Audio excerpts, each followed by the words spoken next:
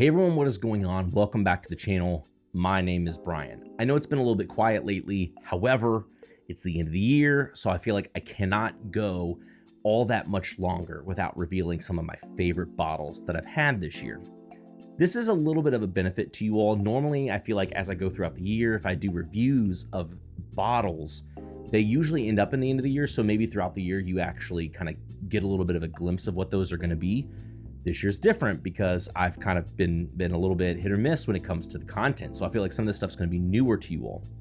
Also, I tried to make it my goal last year to make several categories for how I wanted to break down bottles this year.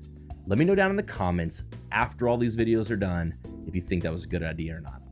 Normally, I like to do my rare and limited bottles. So the bottles that are really hard to find, kind of pricey, things that a lot of people are talking about, but are they worth the hype? Are they not worth the hype?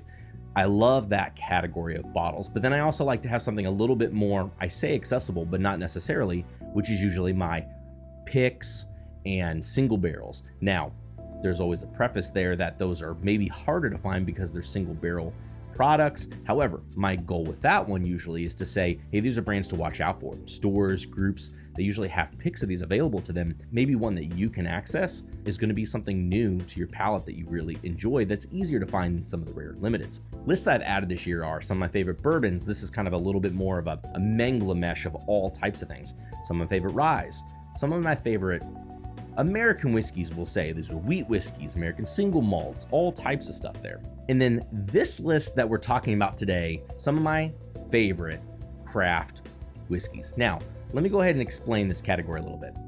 Those of you all who know that I've started working with Sealbox. So Sealbox deals with a lot of smaller brands, both craft distillers who are kind of doing distilling, but at a low capacity, as well as people who are non-distilling producers. This list, I feel like, includes a little bit of both those. So there's some people who are blending houses or blenders that are blending products from other folks, and there's others that are actually craft distillers. They're smaller productions, and I think that this is a really fun list. My goal with this video is that maybe you'll find a product that is off your radar that should be on your radar, whether it's now or for next year. Let's go ahead and jump into the first bottle that's on this list, and this comes from /. This is Rhapsody. This comes from Winter Park, Florida.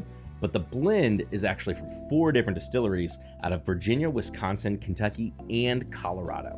There's a lot of things to love in this pour. There's citrus, there's fruit, there's chocolates, there's kind of sugar browning. There's a lot of things to pull out of this and to really dive into this one. I would say for anyone who maybe has been like, oh, you know, craft kind of has like a craft profile, I would say this is number 10, but it has that tell a little bit more than others. But from its like spiced ginger cookie notes to the green apple to like the toasted oak, I really thought this one struck a really good balance between a lot of other pours that I enjoyed throughout the year. Came out kind of towards the end, but for a brand that I hadn't heard of before, I thought this was a really great blend and a really interesting whiskey. So again, that's / Rhapsody. Coming in at number 9 was actually a really unique one out of Southern Star. This is Paragon. This is North Carolina wheated bourbon and cask strength. And this one really surprised me. This is one that Ryan from Pursuit kind of brought over, and he said, hey, we just did the whiskey quickie on this one.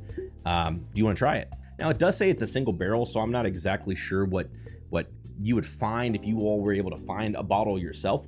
But it's the first wheated bourbon on the list, but it won't be the last wheated bourbon that you're going to see on this list. And I think for kind of a wheated bourbon, which aren't necessarily always my profile, really rich, great oakiness, but also very nice creamy sweetness and some fruit pops in there. I was really surprised by this when he brought it over and let me try again for something I hadn't had on my radar before, but I'd be curious to kind of keep track of what goes on with these folks. So that's Southern Star Paragon single barrel cask strength wheated bourbon. This next one I think is just a great all-around bourbon. It could have been on a different list if I really wanted it to, but I decided to put it here.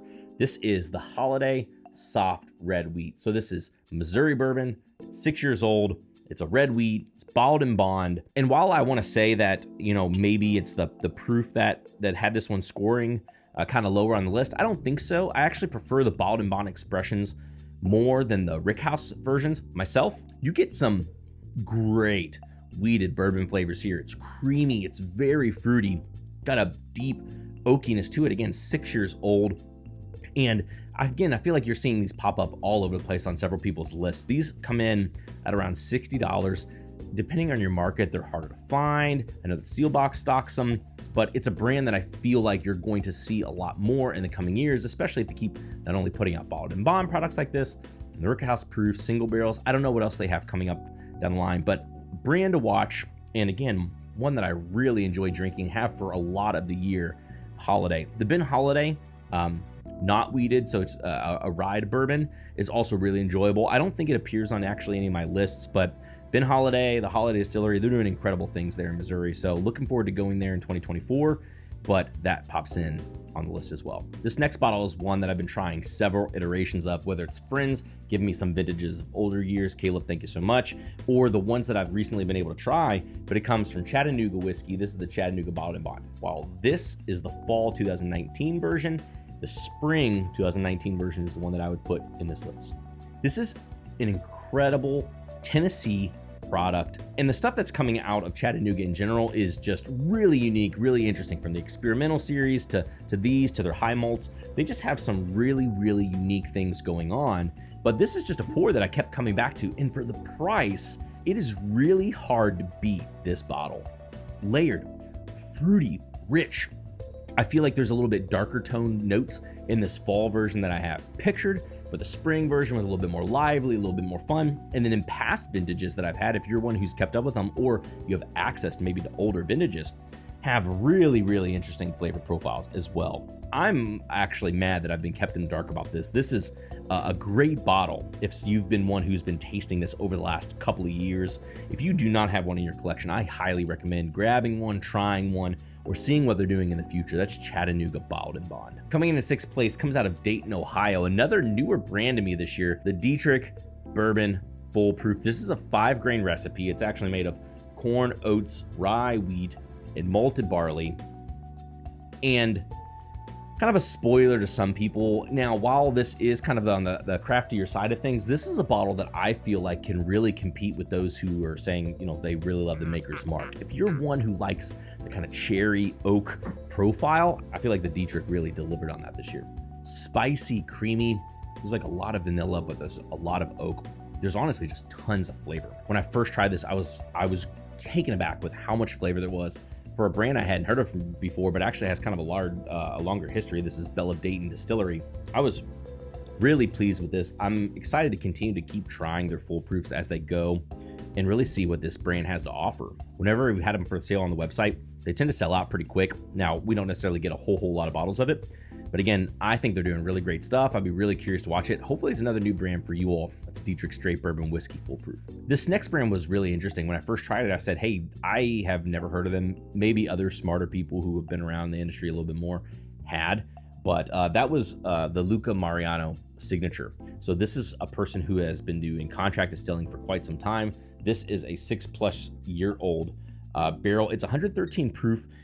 I think they're doing these, they're maybe not necessarily in batches, but they're one of those products that I don't know that you necessarily have access to the whole single barrel. I think you just kind of get a single barrel and the details are here on the back. So the brand's out of Plymouth, Michigan. However, this is out of Danville, Kentucky, I believe. And when I first tried this, again, a little bit proof down, but I was really surprised by the flavor. I think this is going to be a common through line for the next top 5 bourbons. This is a really unique profile. I thought it drank a little bit more like an Old Carter American whiskey. So kind of think a lot of sugars, a lot of fruit, kind of really intense. At 113 proof though, maybe doesn't strike as piercing as the Old Carter American whiskeys do. A lot of charred oak, vanilla, heavy cherry notes as well. I'm really curious to continue to try other barrels of this to see if it's a common through line or not. But honestly, I thought this was one of the best kept secrets all year long. I think this bottle was not only a great value, great price, something I hadn't heard of before, but man, heck of a pour, heck of a pour. That's the Luca Mariano signature 113 proof bourbon. All the bottles on this list are super enjoyable. The top 5 are really enjoyable. And these 4 that are coming now are really hard. It's kind of like, I don't know, it's like picking a favorite child or something like that. They're all really good in their own right. But coming in at number 4, we have the Still Austin Red Corn Whiskey. Bottled and Bond out of Texas. Whatever they're doing there, combined with Nancy Fraley's blending or just the team in general, they have made with this Bottled and Bond series where they're doing 4 different expressions over kind of next year. They've done 3 of them so far. We have the rye to get to. These are some of the best bottles that I've had all year long. When this red corn came out, did a comparison to the Jimmy Red Corn, which also really great bottle, but this one here, great complexity. I was surprised by the amount of oak and flavor for not only Texas, not only bourbon, but again, for the price, everything considered. This is a great bottle. Even now, man, so much flavor. I'm pulled in so many different directions. I'm not going to get into all of them, but this is a fantastic bottle. If you pick this up, I really hope you've been enjoying it. If you did not pick it up, man, it'd be great if you could find one somehow. This was a really great bottle when it released earlier this year, and I'm still enjoying it today. Still Austin Red Corn Bottled in Bond. I love too that they've been able to experiment with some of the different grains. You're seeing a lot of craft producers do this, and I think that's one of the things that I love the most about kind of craft whiskey is when they try out either different varietals or different types of grains than what you more commonly see, and it unlocks some really interesting flavors. Not necessarily always awesome flavors, but in the case of Still Austin, awesome flavors. Silky, oaky, floral, chocolate, sweet kind of brown sugars, everything. This is a fantastic drinking bottle. Still Austin Red Corn Bourbon. These three are really hard for me, but we're gonna go ahead and go into what I call number 3. This is the KUK Batch 6 Bourbon. KUK surprised a lot of people on Fred Minnick's list, I thought, last year, and then there's been more batches released this year, and I've been trying them as they've been coming out, and it's been hitter. The flavor profile's changed a little bit going on there. Jonathan Maisano from Maisano Fine Wine and Spirits is just doing some really interesting blends. The most recent one, Batch 7, I think a lot of people are really gonna like it, and I like it for certain reasons, but Batch 6, I think, has been one of my favorites of the batches that we've seen this year. It's a blend of high rye and low rye. It comes out of Kentucky and Indiana, so again, this is another blender. It's not someone who's doing craft distilling yourself, but man, if you want a viscous, full, spicy, yet also sweet and fruity whiskey, this one delivers. A lot of caramels, a lot of vanilla, a lot of toasted oak, a lot of fruit, some interesting complexities when it comes to florals. There's just a lot to love, honestly, when it comes to these KUK batches. Not just this batch, but all the other batches. But I feel like this one has been really dialed in, really enjoyable. Some people would probably see this and say, hey, this is a super special pour. Compared to other things that they might try throughout the year. Really great blend. I'm really loving what's going on at KUK, and I'm curious to keep trying more. But we still got 2 other ones to get to. That's KUK Batch 6. This was tricky for me. I felt like the KUK in this next bottle, I kept kind of going back and forth. There were things I loved about both of them, really trying to figure out which one I liked more. But ultimately, I have this one at number 2. This is the Peerless High Rye Bourbon. I feel like this is the first kind of staple product, or mash bill, perhaps, is a better way of putting it, that they released in quite some time. They've got bourbons, they've got ryes, got single barrels, they got some finishing. But the high rye mash bill, when it came out, was just super interesting. I mean, Peerless is already doing some really unique things, but I felt this high rye bourbon, it's so resonant, so deep. It's kind of like got some smoky, charred profiles to it. It just brings out a profile that, honestly, what really did it and kind of kicked it over from the KUK to me is it's just really gripping and lingering on the palate for quite some time. So if you want someone who's got a kind of a sophisticated, long, smoky, deep, rich profile, and you're kind of interested in kind of these smaller brands or brands you haven't heard of before, maybe you haven't tried this one before, this high rye mash bill from Peerless has been a hitter all year long. I'm super excited. It's here at number 2 on the list. This next one I feel like is perhaps a bit of a cheat code, and maybe it takes away a little bit from the Peerless high rye bourbon, and it's not meant to whatsoever. This one is more maybe a guilty pleasure pour for me. It's one that I feel like, even though it released later in the year, which I know a lot of people kind of get leery of when it comes to top lists, that it's just because it's been newer, I feel like this is a flavor profile I don't often come by, and I feel like it's one that I just love sipping on. And this is the Still Austin Blue Corn Bottled in Bond. Yes, we saw the red corn already in this list, and yes, this is bottled in bond. It's 100 proof, but the folks at Still Austin with this bottled in bond series, like I said, this is just a really enjoyable product. It's got this kind of like blueberry pie, fresh vanilla. The nose is really interesting. There's spices, there's like floral bouquet, there's oak. The perfuminess is something I cannot get over on the nose. And yes, it might not be as hard hitting as some of the last couple of bottles that we've had in terms of proof or viscosity or anything like that, but for being 100 proof, it is viscous. It's sweet, it's creamy, it's unique with these kind of overly berry flavors, sugary, and not necessarily in the camp of the same raspberry that you're used to in other things, or like these cherry lozenge notes or heavy cherry, dark cherry, any of those kind of things. It's just, again, this kind of sweet baked blueberry pie, warm vanilla, butterscotch, while still having some oak presence in there, kind of floral essence. I mean, there's something about this. It's really hard to describe in this setting. I just cannot get over what the folks at Still Austin are doing with this Bottled and Bond series. Red Corn's phenomenal. I didn't know how it'd get topped. I mean, I've been drinking that one most, since it released and loving it. But when this Blue Corn came out, gosh, fantastic bottle. Fantastic bottle. Caramel, cream. Gosh, the more you sip it, there's just so much to it, but it's more of a lighter, fun, airy, really interesting pour. Gosh, really interesting pour. So that's it. First video that I'm releasing at the end of this year is a newer one. This is craft whiskey. This is non-producers. I'd love to hear from you all. If there's other bottles that you all tried this year, leave me a message down below. Let me know what you all thought of other bottles that would fit in this kind of non-producer craft distillers. Again, there's other videos I have coming out, so maybe some of those other brands or bottles fit into those other lists a little bit differently than they do here. But I'd love to hear from you all. What are things that you had this year? If you had any of the bottles that I talked about in this video, let me know what your thoughts of them have been down in the comments below. If there's any of these bottles that you haven't tried yet that you're most excited to try or try and get your hands on, if you've heard good things about it, again, leave me those messages down below. I'd love to continue to hear what you all are interested in when it comes to this category. I'd love to also hear if these resonated with you all.